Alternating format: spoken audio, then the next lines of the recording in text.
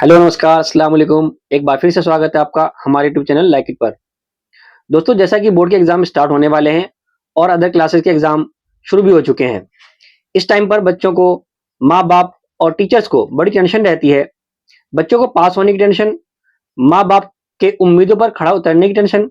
माँ बाप को भी उम्मीद होती है कि हमारा बच्चा अच्छे नंबर से पास हो जाए, और टीचर्स को भी काफी चिंता होती है सारे बच्चों की।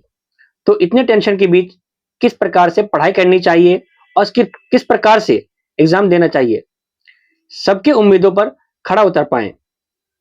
चलिए, इस पर मेरे कुछ अच्छे सुझाव हैं आपके लिए।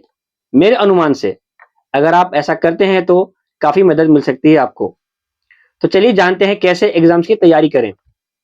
सबसे पहले एग्जाम की तैयारी के लिए एक स्ट्रॉन्ग प्लानिंग करें और उस प्लानिंग में सारे सब्जेक्ट को शामिल करें। प्लानिंग में यह भी जोड़ें कि आपको कुछ दिनों तक मूवी, गेम्स, फ्रेंड सर्किल, इन सब से थोड़ा दूर रहना है।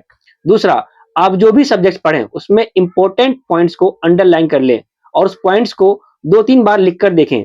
और हाँ, नोट्स लिखने के लिए अलग-अलग नोटबुक जरूर बनाएं।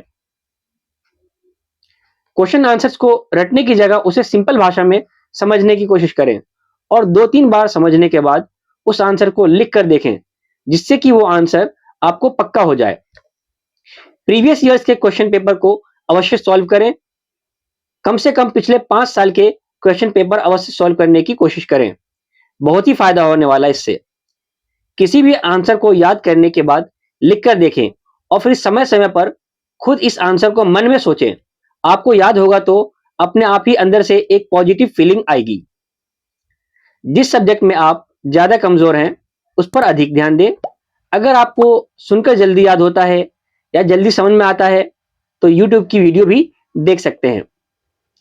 एक बेहतरीन टाइम टेबल बनाएं जिसमें खाने, खेलने, सबसे बातचीत, एक्सरसाइज करने का वक्त सब शामिल हो। सबसे इंपॉर्टेंट, अपने आप को मोटिवेटेड रखें, नेगेटिव ख्याल भी ना आने दें। हमेशा पॉजिटिव सोचें। समय से सोएं और समय से उठें। सोना सेहत और मन के लिए काफी इंपॉर्टेंट है। सही नींद पूरी होने से आपका मन फ्रेश होगा, आपको हर चीज जल्दी समझ में आएगी और याद भी होगी। और मैं अब आपको कुछ और भी टिप्स देना चाहता हूं, बहुत ही काम आएगी आपको ये टिप्स। तो सबसे पहले आपको बता दें कि एग्जाम सेंटर पर आधा घंटा पहले पहुंचने की कोशिश करें।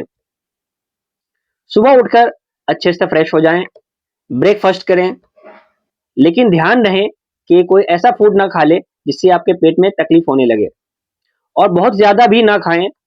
अपने माँ बाप से आशीर्वाद जरूर लें और भगवान का आशीर्वाद भी लें, इससे आपको पॉजिटिव वाइब्स आएंगी।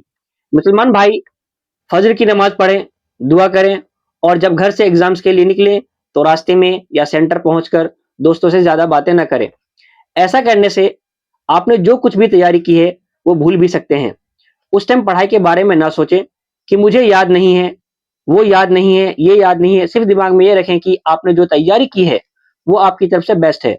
अगर आपने नेगेटिव सोचा कि मुझे याद नहीं, वो याद नहीं है, तो ऐसा भी संभव है कि जो आपने याद करा है वो भी भूल सकते हैं। दूसरा, कम से कम 2 पेन, एक पेंसिल, शार्पनर, इरेजर, स्केल अपना लेकर जाए। अपने दोस्तों से बिल्कुल भी मांगे ना, क्योंकि इसमें आपका समय व्यर्थ होगा। और मैं आपको आगे और बताना चाहता हूं कि अगर एग्जाम से पहले आपको क्वेश्चन पेपर पढ़ने के लिए दिया जाता है तो उस क्वेश्चन पेपर को अच्छे से पढ़ें। पढ़ने के बाद जो आपको अच्छे से आता है, आंसर्स, जिनके आंसर्स आपको बहुत अच्छे से आते हैं, उस आंसर्स को पहले टिक कर लें कि आपको कौन सा आंसर बहुत अच्छे से आता है। छोटे छोटे मार्क्स लगा लें।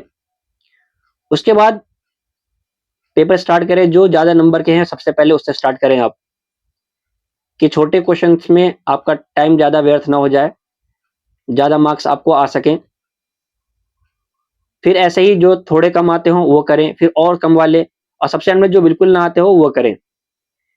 1 नंबर वाले अगर आपको आते हैं तो खुद कर लें, या फिर आप थोड़ा वेट करें एंड तक, कि कहीं से कोई, कभी कभार कोई टीचर ही बता देते हैं एग्जाम्स में, या फिर कभी आपको कोई मौका मिल जाता है जिसके आंसर्स पता हो सबों को, वो बता सकें। इसके अलावा एक और टिप्स दूंगा मैं आपको, कि हर क्वेश्चन को करने के बाद एक लाइन जरूर छोड़ें और वहां पर पेंसिल से एक लाइन खींच दें, फिर अगला क्वेश्चन करें। इससे क्या होगा कि आपके जो क्वेश्चन आंसर्स हैं वो सेपरेट रहेंगे बहुत ज्यादा। इससे टीचर्स को भी चेक करने में आसानी होगी और आपका जो गैप मेंटेन है वो भी होता रहेगा। पेपर देख करके घबराए नहीं बिल्कुल भी। ये सोचे मुझे क्या क्या आता है, ये ना सोचे कि मुझे ये नहीं आता, ये नहीं आता। ऐसे में आपको जो आता है वो भी भूल सकते हैं। और सबसे इंपॉर्टेंट कि अगर आपके नंबर अच्छे आए या ना आए, आप फेल भी हो जाएं, तो निराश नहीं होना है। जीवन बहुत अनमोल है। कोई ऐसा कदम ना उठाए, बुरे ख्यालात ना लाएं। होता है किसी किसी घर में बहुत ज़्यादा प्रेशर होता है माँ बाप का, या किसी बच्चे के मन में भी होता है कि मुझे ये इस साल में ही क्लियर करना है, मुझे जीवन में आगे बढ़ना है। तो जीवन आपको और भी मौके देगी, लेकिन कभी भी गलत ना सोचें और आगे बढ़ते रहें। ये थी मेरी तरफ से कुछ टिप्स एग्जाम्स को लेकर। गाइज, आपको अगर वीडियो अच्छी लगी हो तो दोस्तों के साथ शेयर करें और एग्जाम्स की तैयारी अच्छे से करें। जब आपको टाइम मिले, जिस टाइम भी, अच्छे से तैयारी करें और बहुत अच्छे से पेपर देकर आएं।